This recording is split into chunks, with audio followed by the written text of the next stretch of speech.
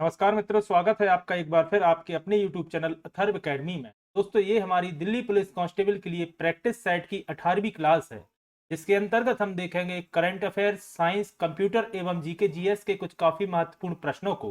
तो वीडियो को पूरा जरूर देखिएगा। पहला प्रश्न है, ज्ञानपीठ पुरस्कार सर्वप्रथम किसे दिया गया था?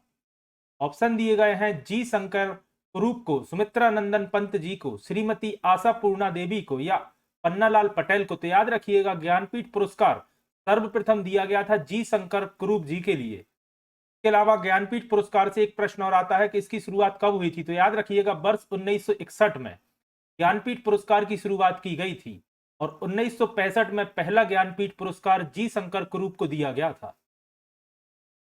अगला प्रश्न है, दादा साहब फाल्के पुरस्कार प्राप्त करने वाली पहली महिला कौन थी? याद रखिएगा, दादा साहब फाल्के पुरस्कार फिल्म इंडस्ट्रीज के क्षेत्र में दिया जाने वाला एक पुरस्कार है और पूछा गया है पहली महिला कौन थी जिन्हें यह पुरस्कार दिया गया था। तो इसका सही जवाब होगा देविका रानी को। और अगर आपसे पूछा जाता है कब दिया गया था, तो याद रखिएगा वर्ष 1969 को देविका रानी को पहला दादा साहब फाल्के पुरस्कार दिया गया था। इसके अलावा याद रखिएगा, अगर 2023 का आपसे पूछा जाता है तो 2023 का दादा साहब फाल्के पुरस्कार वहीदा रहमान जी के लिए दिया गया है। इसके अलावा 2022 का भी याद रखिएगा, क्योंकि 2022 का भी करंट अफेयर आपके एग्जाम में आ सकता है। तो 2022 का दादा साहब फाल्के पुरस्कार आशा पारेख जी को दिया गया था। यह तीनों नाम याद रखिएगा, पहला दिया गया था देविका रानी को, 2023 का दिया गया था वहीदा रहमान को और 2022 का दिया गया था आशा पारेख को। अगला प्रश्न है, अंतरराष्ट्रीय न्यायालय में न्यायाधीशों की संख्या कितनी होती है? तो याद रखिएगा, अंतरराष्ट्रीय न्यायालय में न्यायाधीशों की संख्या होती है 15 और इसका मुख्यालय हेग में स्थित है। यह दोनों पॉइंट याद रखिएगा, न्यायाधीशों की संख्या 15 और मुख्यालय हेग में स्थित है। अगला प्रश्न है, कुचिपुड़ी कहाँ की नृत्य शैली है? तो याद रखिएगा, कुचिपुड़ी एक शास्त्रीय नृत्य है और इसका संबंध आंध्र प्रदेश राज्य से है। इसके अलावा याद रखिएगा, कथकली का संबंध है केरल से।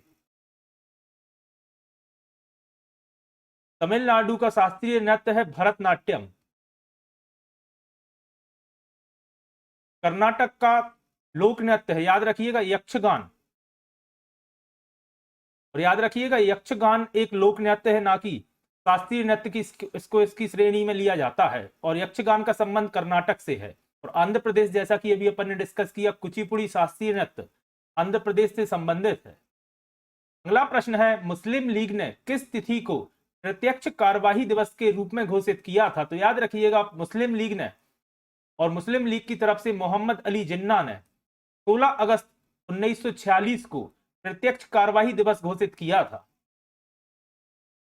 अगला प्रश्न है, नया पूंजी निर्गम रखा जाता है, या यह प्रश्न इस तरह आता है कि नया पूंजी निर्गम कहां रखा जाता है? तो याद रखिएगा, प्राथमिक बाजार में नया पूंजी निर्गम रखा जाता है। अगला प्रश्न है, तत्वबोधिनी सभा की स्थापना किसने की थी? दोस्तों, यह सभी प्रश्न काफी महत्वपूर्ण हैं। ऑप्शन दिए गए हैं, राजा राममोहन राय, देवेंद्रनाथ टैगोर, केशव चंद्र सेन या आनंद मोहन बोस। तो याद रखिएगा, तत्वबोधिनी सभा की स्थापना अक्टूबर 1839 1839 में देवेंद्रनाथ टैगोर जी ने की थी। तो ऑप्शन नंबर 20 का सही जवाब होगा, यह 1839 है, याद रखिएगा। अगला प्रश्न है, सूर्य से सबसे निकट ग्रह कौन सा स्थित है? तो दोस्तों, आप सभी जानते होंगे, सूर्य के सबसे निकट स्थित ग्रह है बुध ग्रह, यानी कि मरकरी। इसके अलावा एक प्रश्न और आता है कि सबसे कम समय में सूर्य की परिक्रमा कौन सा ग्रह करता है, या बुध ग्रह सूर्य की परिक्रमा कितने दिन में करता है? तो याद रखिएगा, 88 दिन में बुध ग्रह सूर्य की एक परिक्रमा पूरी करता है। अगला प्रश्न है, सबसे तेजी से बढ़ने वाला पौधा कौन सा है? तो आप सभी जानते होंगे, यह प्रश्न पहले कई एग्जाम्स में पूछा जा चुका है और यूकेलिप्टस का पौधा या पेड़ सबसे तेजी से बढ़ने वाला पौधा है। अगला प्रश्न है, भारत का 29वां राज्य तेलंगाना किस राज्य से पृथक करके बनाया गया था? तो दोस्तों, आप सभी जानते होंगे, भारत का 29वां राज्य है तेलंगाना, जो कि आंध्र प्रदेश राज्य से पृथक करके बनाया गया था। और अगर आपसे पूछा जाता है कब बनाया गया था, तो डेट भी याद रखिएगा, 2 जून 2014 को तेलंगाना भारत का 29वां राज्य आंध्र प्रदेश से अलग करके बनाया गया था।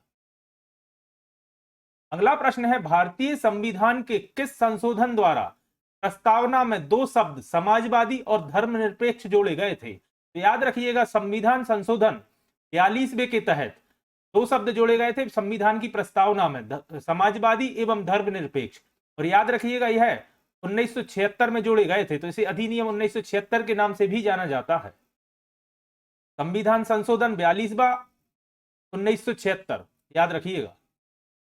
अगला प्रश्न है भारत का राष्ट्रीय जलीय जीव कौन सा है? तो दोस्तों आप सभी जानते होंगे भारत का राष्ट्रीय जलीय जीव है गंगा डॉल्फिन। तो ऑप्शन नंबर ए इसका सही जवाब होगा। अगला प्रश्न है वायुमंडल में सबसे नीचे वाली परत कौन सी है, या वायुमंडल की सबसे निचली परत कौन सी है? तो आप सभी जानते होंगे क्षोभ मंडल, या जिसे ट्रोपोस्फियर कहा जाता है, वायुमंडल की सबसे नीचे वाली परत है। इसके अलावा याद रखिएगा एक प्रश्न और आता है कि ओजोन परत कहां स्थित है? तो याद रखिएगा समताप मंडल में ओजोन परत स्थित है। अगला प्रश्न है निम्न में से कौन सी भारत में रबी की फसल नहीं है? ऑप्शन दिया है गेहूं जो कि रबी की मुख्य फसल है, इसके अलावा जौ, रैपसीड या जिसे राई कहा जाता है जो कि सरसों की प्रजाति का या परिवार का एक फसल होती है, और जूट दोस्तों याद रखिएगा खरीफ की फसल है। तो ऑप्शन नंबर डी इसका सही जवाब होगा, जूट। अगला प्रश्न है ध्वनि कहां से नहीं गुजर सकती? तो याद रखिएगा ध्वनि को चलने के लिए एक माध्यम की जरूरत होती है। ऑप्शन दिया गया है जल से, स्टील से, वायु से या निर्वात से। यहां स्प्रिंट हो गई थोड़ी सी, निर्वात है, निर्वात यानी कि वैक्यूम से। तो याद रखिएगा ध्वनि निर्वात यानी कि वैक्यूम से ट्रेवल नहीं कर सकती। इसके अलावा जल से, स्टील से और वायु से ध्वनि चल सकती है। और अगर सबसे अधिक पूछा जाए तो याद रखिएगा ध्वनि सबसे अधिक स्पीड में स्टील या ठोस में प्रवाह करती है। आपको ऑप्शन में स्टील की जगह इस्पात भी देखने को मिल सकता है। अगर इस्पात दिया हो तो इस्पात इसका सही जवाब होगा, जिसमें सबसे अधिक स्पीड से ध्वनि ट्रेवल करती है। और निर्वात निर्वात यानी कि वैक्यूम से ट्रेवल नहीं कर सकती, याद रखिएगा। अगला प्रश्न है कौन सी मिट्टी कपास की खेती के लिए सबसे उपयुक्त होती है? तो याद रखिएगा काली मृदा या काली मिट्टी कपास की खेती के लिए सबसे उपयुक्त मिट्टी होती है। अगला प्रश्न है आरडीएक्स क्या है? तो सबसे पहले तो इसका पूर्ण रूप याद रखिएगा। आरडीएक्स का पूर्ण रूप होता है रिसर्च्ड डेवलप्ड एक्सप्लोजिव, या इसे ही रॉयल डिमोलिशन एक्सप्लोजिव कहा जाता है। और आरडीएक्स आप सभी जानते होंगे एक विस्फोटक है। इसके अलावा एक प्रश्न और आता है आरडीएक्स की खोज किसने की थी? तो हैनिंग ने 1899 में आरडीएक्स की खोज की थी। आरडीएक्स के अलावा आपने एक शब्द और सुना होगा टीएनटी। टीएनटी भी एक एक्सप्लोजिव है और इसका पूर्ण रूप होता है ट्राइनाइट्रोट्यूलिन।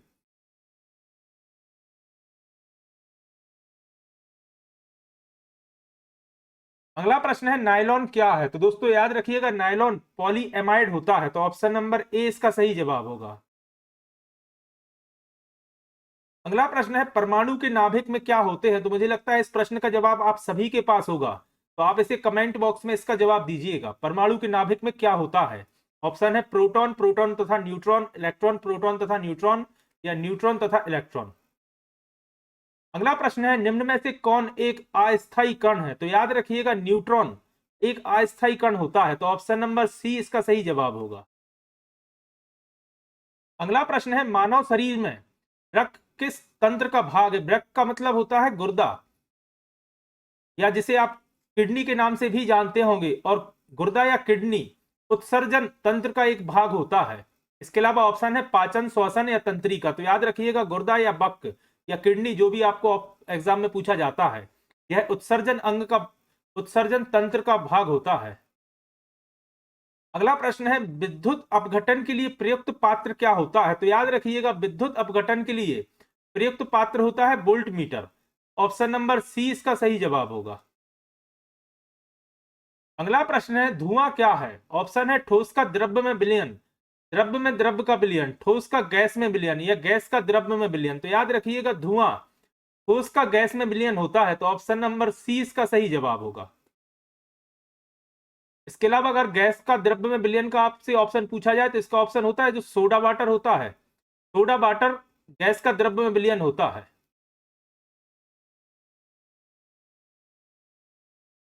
अगला प्रश्न है एट्रोपिन औषधि कहां से प्राप्त होती है? तो याद रखिएगा एट्रोपिन औषधि वनस्पतियों से प्राप्त होती है। और याद रखिएगा नाइट सीड या नाइट सैड परिवार के पौधों से यह प्राप्त होती है एट्रोपिन। नाइट सेड परिवार के आपने एग्जाम्पल सुने होंगे, धतूरा जैसे कि इसका एक एग्जाम्पल है। धतूरा करके एक पौधा होता है, यह नाइट्रोसेट परिवार का ही एक पौधा है जिससे एस्ट्रोपिन औषधि प्राप्त होती है।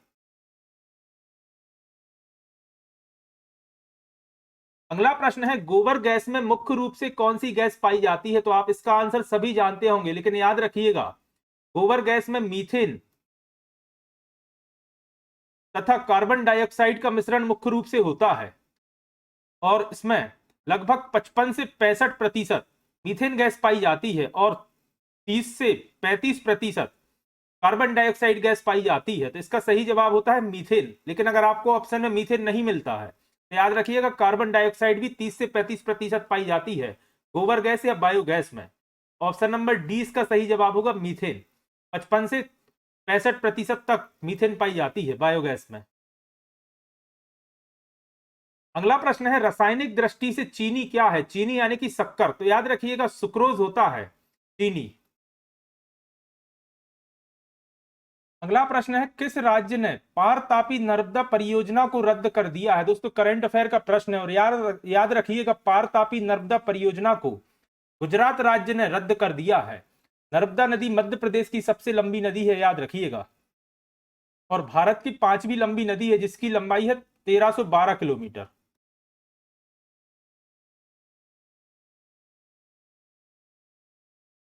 अगला प्रश्न है, Order of the British Empire का मानद सम्मान किसे मिला है? सबसे पहले तो इसका नाम याद रखिएगा, Order of the British Empire. Order of the British Empire का अवार्ड मिला है किशोर जय रमन को। तो ऑप्शन नंबर सी इसका सही जवाब होगा। अगला प्रश्न है, किस मंत्रालय ने टेम्पल 360 वेबसाइट लॉन्च की है? तो याद रखिएगा टेम्पल 360 वेबसाइट संस्कृति और विदेश मामलों के राज्य मंत्रालय ने लॉन्च की है। दोस्तों करंट अफेयर की हाल ही में मैंने 2 वीडियोस चैनल पर अपलोड करी हैं जिसमें मैंने लगभग 500 करंट अफेयर के काफी महत्वपूर्ण प्रश्नों को डिस्कस किया है। तो अगर आपने वह वीडियोस नहीं देखी हैं तो एक बार उन वीडियोस को भी जरूर देखिएगा। करंट अफेयर से आपको 3 से 4 प्रश्न आपके जीएस वाले पोर्शन में जरूर देखने को मिलेंगे। अगला प्रश्न है, भारत के पहले लेवेंडर्स फेस्टिवल का उद्घाटन किस राज्य या केंद्र शासित प्रदेश में हुआ था? तो याद रखिएगा लेवेंडर्स फेस्टिवल का उद्घाटन जम्मू कश्मीर राज्य में हुआ था। तो ऑप्शन नंबर ए इसका सही जवाब होगा। अगला प्रश्न है, किस राज्य या केंद्र शासित प्रदेश की सरकार ने आग बुझाने के लिए रोबोट का उपयोग करने की अनूठी पहल की है? तो याद रखिएगा रोबोट का उपयोग करके आग बुझाने की पहल दिल्ली सरकार द्वारा की गई है। तो ऑप्शन नंबर डी इसका सही जवाब होगा।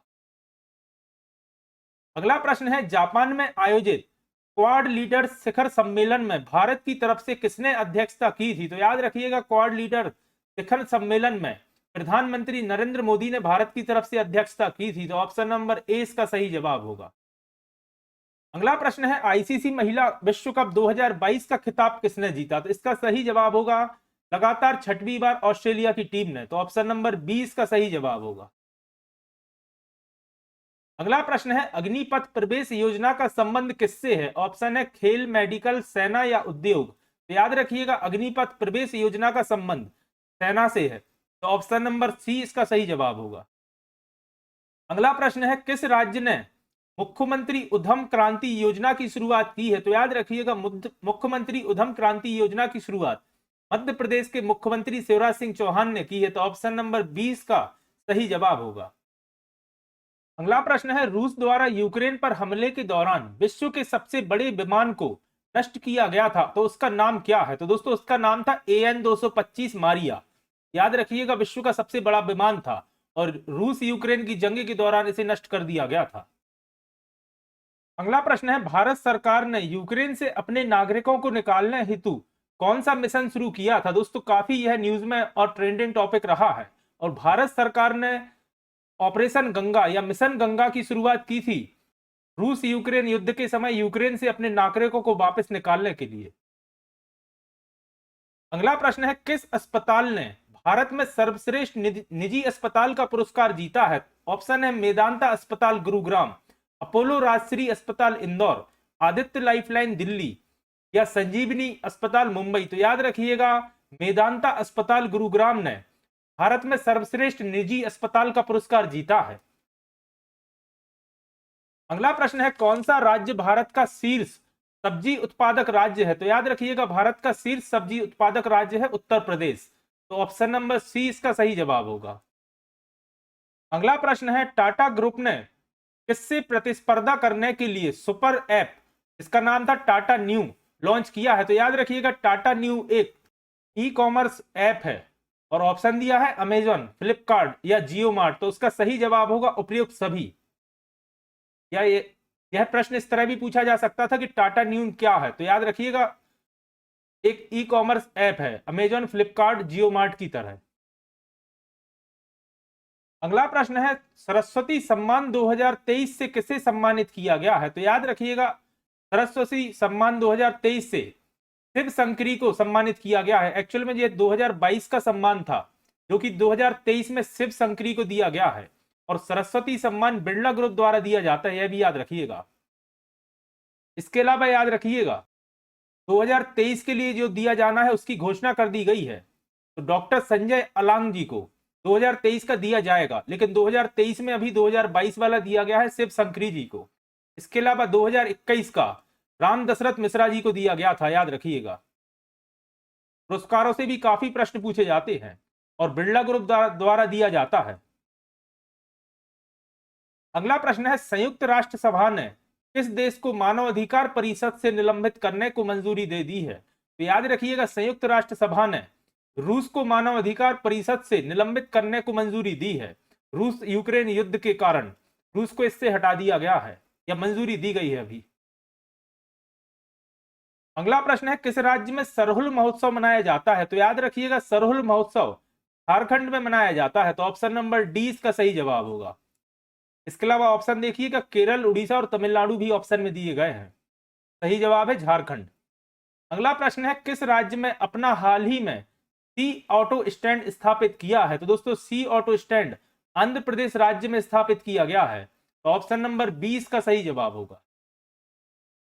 अगला प्रश्न है पिक्सेल ने किस नाम से स्पेस एक्स के द्वारा अपना पहला उपग्रह लॉन्च किया है? दोस्तों पिक्सेल ने शकुंतला देवी के नाम से स्पेस एक्स के द्वारा अपना पहला उपग्रह यानी कि सैटेलाइट लॉन्च किया है। आइए अब जान लेते हैं कंप्यूटर के कुछ महत्वपूर्ण प्रश्नों को।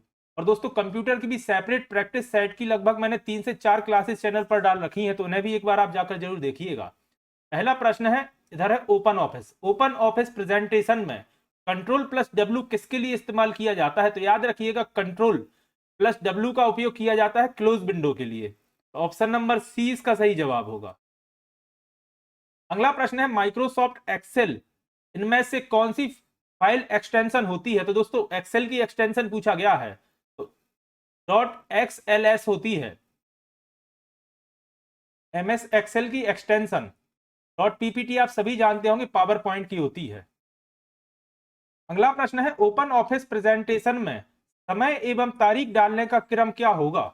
ऑप्शन है इंसर्ट पे क्लिक करेंगे, फिर डेट एंड टाइम पर क्लिक करेंगे और अप्लाई टू ऑल। तो ऑप्शन नंबर ए ही इसका सही जवाब है, insert, date and time, apply to all. अगला प्रश्न है ओपन ऑफिस प्रेजेंटेशन में ऑथर नेम डालने का सही क्रम क्या है? ऑप्शन है इंसर्ट, फॉर्मेटिंग, मास्क, फिर author. Insert field time author, insert field author. तो ऑप्शन नंबर सी इसका सही जवाब होगा, इंसर्ट फील्ड्स ऑथर। इसके बाद इंसर्ट, हाइपरलिंक और ऑथर दिया गया है। तो याद रखिएगा इंसर्ट फील्ड्स एवं ऑथर इसका सही क्रम होता है ओपन ऑफिस प्रेजेंटेशन में ऑथर नेम डालने के लिए। अगला प्रश्न है माइक्रोसॉफ्ट विंडोज में एक नए फोल्डर का इनमें से कौन सा उचित क्रम है? नया फोल्डर बनाने के लिए आप सभी जानते होंगे राइट क्लिक करके न्यू फोल्डर पर क्लिक करेंगे तो नया फोल्डर बन जाता है, और इस तरह के प्रश्न अधिकतर एग्जाम में आपको देखने को मिल रहे हैं। अगला प्रश्न है माइक्रोसॉफ्ट विंडोज में इंटरनेट एक्सप्लोरर खोलने का सही क्रम क्या है? दोस्तों इंटरनेट एक्सप्लोरर खोलने का सही क्रम होता है, ऑप्शन दिए गए हैं start My Computer, picture Internet Explorer, start all program Internet Explorer, start Adobe Reader Internet Explorer या start all program, accessories, Internet Explorer. तो याद रखिएगा स्टार्ट बटन में एसेसरीज के अंदर होता है इंटरनेट एक्सप्लोरर, तो ऑप्शन नंबर डी इसका सही जवाब होगा। अगला प्रश्न है माइक्रोसॉफ्ट विंडोज के रिसाइकिल बिन में इनमें से कौन सा ऑप्शन नहीं होता। रिसाइकिल बिन में पूछा गया है कौन सा ऑप्शन नहीं होता। एम्प्टी रिसाइकिल बिन होता है, रीस्टोर ऑल भी होता है, आइटम ऑर्गेनाइजर भी होता है, लेकिन पेंट ऑप्शन नहीं होता। तो ऑप्शन नंबर डी इसका सही जवाब होगा, पेंट। तो दोस्तों ये थी हमारी दिल्ली पुलिस कांस्टेबल के लिए प्रैक्टिस सेट की 18वीं क्लास। आशा करता हूं आज की क्लास आपके लिए पसंद आई होगी। अगर आज की क्लास आपको पसंद आई है तो वीडियो को लाइक करें, कमेंट करें, और अगर आपने अभी तक अथर्व एकेडमी चैनल को सब्सक्राइब नहीं किया है तो चैनल को सब्सक्राइब करें और ज्यादा से ज्यादा लोगों तक शेयर करें। और अगर आपने अभी तक इसके पहले की वीडियो नहीं देखी है तो चैनल की प्लेलिस्ट में जाकर उन वीडियोस को भी जरूर देखिएगा, जो कि आपके एग्जाम की दृष्टि से काफी महत्वपूर्ण है। जल्दी ही फिर मिलता हूं हम अपनी अगली क्लास के साथ। धन्यवाद दोस्तों।